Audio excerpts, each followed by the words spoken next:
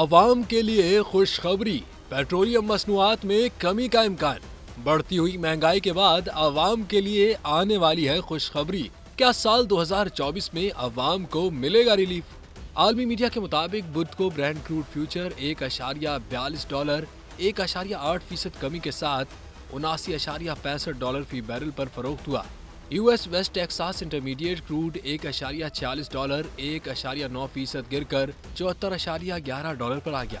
याद रहे कि आलमी जहाजरां कंपनियों ने यमनी हौसी मलेशिया के हमलों के बाद रवां माह बहरा अहमर के इन रास्तों पर आर्जी सफर रोकने के बाद अब दोबारा आने वाले हफ्तों में कई दर्जन कंटेनर जहाजों को नहर सुएज और बहरा अहमर के रास्ते सफर की इजाजत का शेड्यूल बनाया है।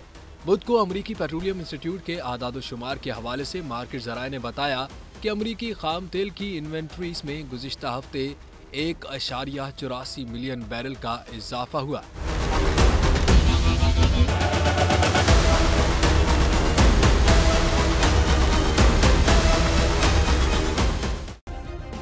सब्सक्राइब करें और बेल दबाएं ताकि कोई खबर रह न जाए।